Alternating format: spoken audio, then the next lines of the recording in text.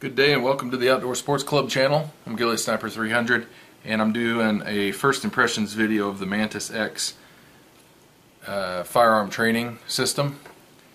And full disclosure, I want to let everybody know right off the bat that Mantis contacted me and asked me if I would do an honest review. They would be happy to send me one free of charge.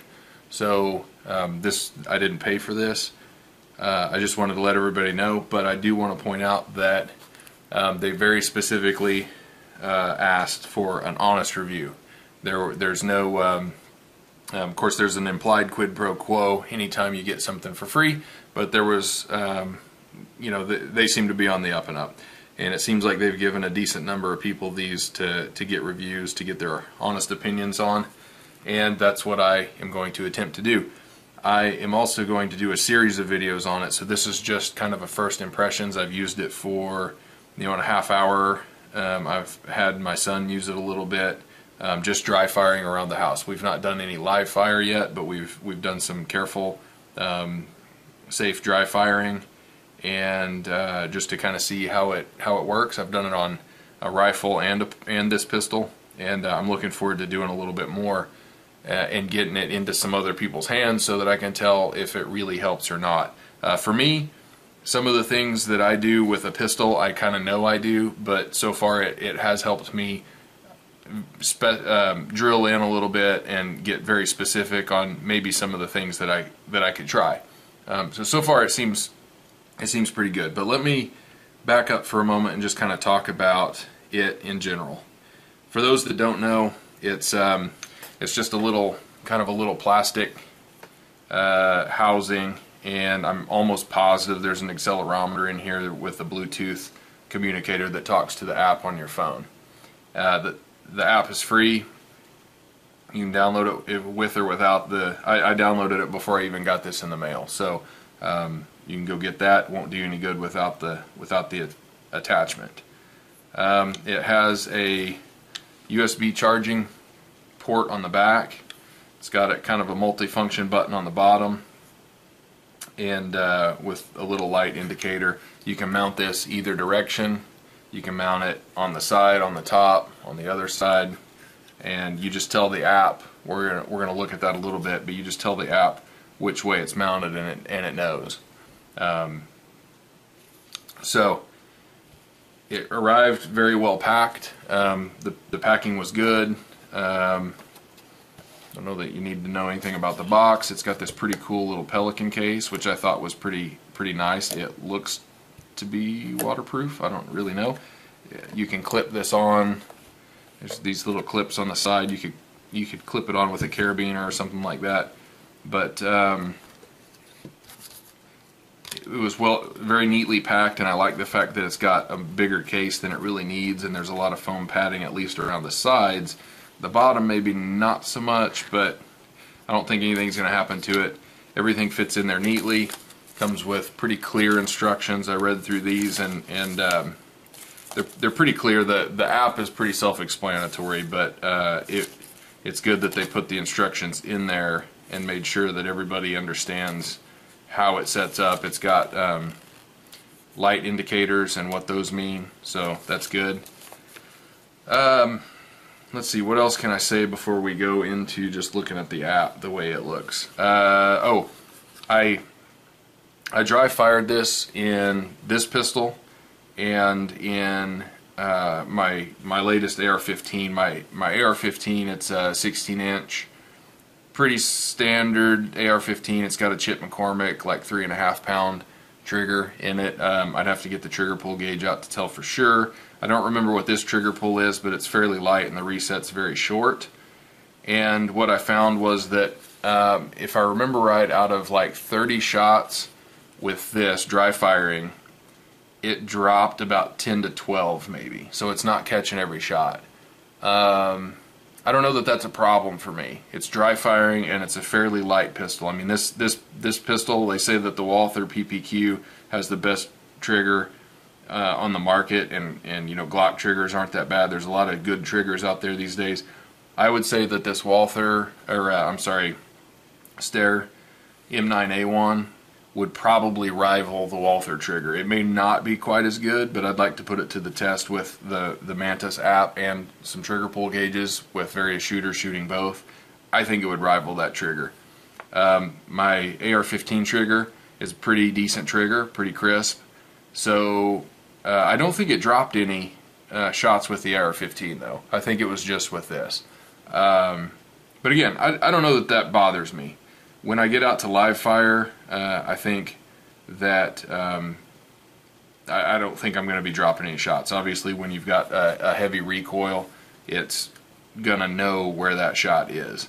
So I was impressed that it picked up the dry fire shot so easily, and some part of the time there were some other shots it dropped, but that was my fault because I still had the app saying that it was on the right side of the gun because I had it on my AR-15. So I had it on the I had checked which direction it was pointing, front or back. I'd forgotten to check which side of the gun it was on. So part of those were my fault, but I'm not counting those in the total. It still dropped about 10 out of 30 on the dry fire. Again, not a problem. One of the things, and I meant to have my Streamlight here to show you, but one of the things that I wish that this had, it's got a kind of a captured nut here on the back, and you take a screwdriver and you just unscrew it. You don't have to tighten it down a lot, but you got to unscrew it, and you've got to pull this bolt all the way out to move it to another gun. I know it would probably add some cost, but I really wish this had more like a TLR1 kind of a release, because if I want to take this to the range and let several people shoot it, I'm going to want to move it from gun to gun.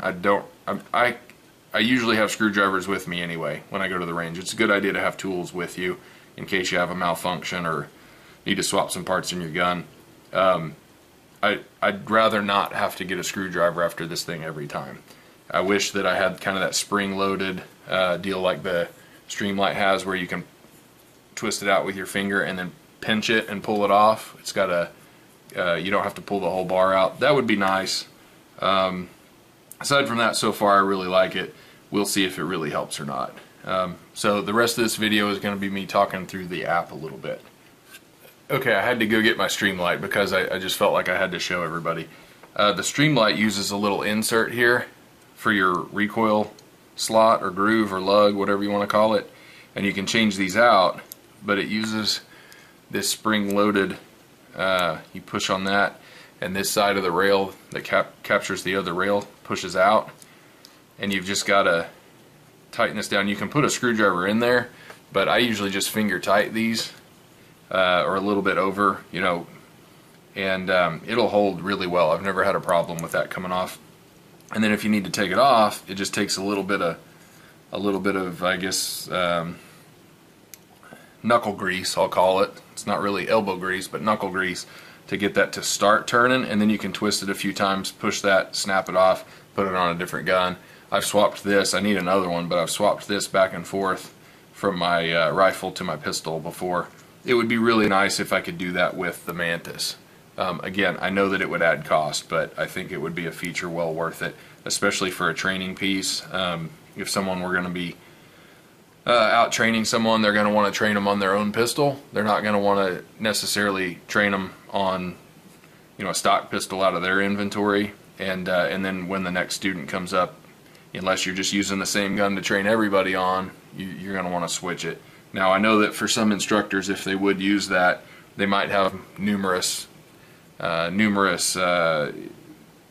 units, and they'll just take a screwdriver and probably put them on the pistols for the people that are out there shooting, and then go out there and shoot, I guess. I don't know.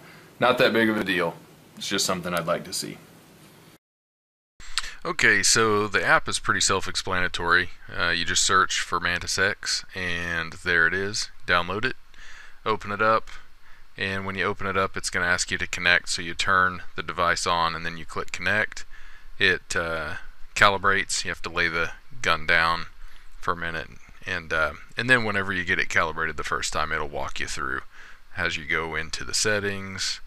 And here you can select pistol, rifle, left hand, right hand. It's got a lot of different firearm manufacturers, which is actually somewhat surprising. There's a lot listed in here, and I don't know what picking different guns does, but it makes me think that perhaps they've tested it on a bunch of different guns and different triggers, and maybe that's how it knows what to expect whenever you pull the trigger. If so, that's pretty snazzy. So it explains all that. You guys can read the details if you want whenever you get the app. You hit start.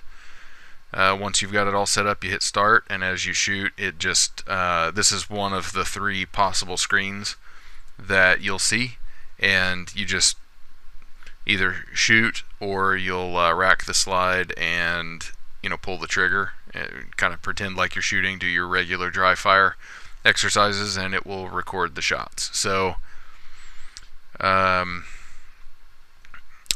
actually tried to get it a little bit to register shots when I was racking the slide. I tried to wave the gun around a little bit. I tried to rack the slide in different ways to get it to register a false trigger pull, and it never did. So while I did drop, probably, I think I said 10 out of 30 before. That's probably pretty close. So seems like about 30%. It might have been a little bit less than that. But while I did drop some shots, I didn't get any false trigger pulls, which I think would be the worst problem. Now, like I said earlier, if I get out to the range and I'm shooting real bullets and dropping shots, I'll be a little bit upset. But here on this screen, we're just registering shots. Each one, it tells you kind of what might be going on, and it gives you a, I think, a trend line or maybe a goal line there at about 90%, and plots your shots out. Here, let's see. Okay, so you can scroll between the different screens, and this is like the trace screen, I think. You've got the hold pattern, which is green, the yellow pattern, which is trigger pull, and the red. There's like a red X that shows when the trigger broke, and the red line is the recoil line. And you can hit all your shots.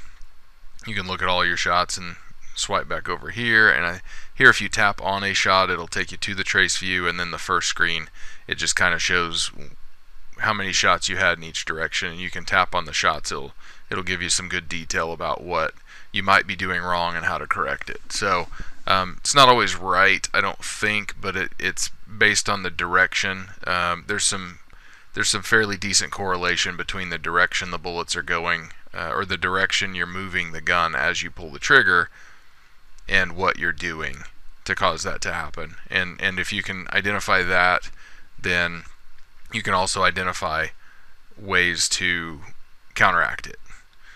So it took a little getting used to going back and forth between different screens, but it's not that hard. You get used to it.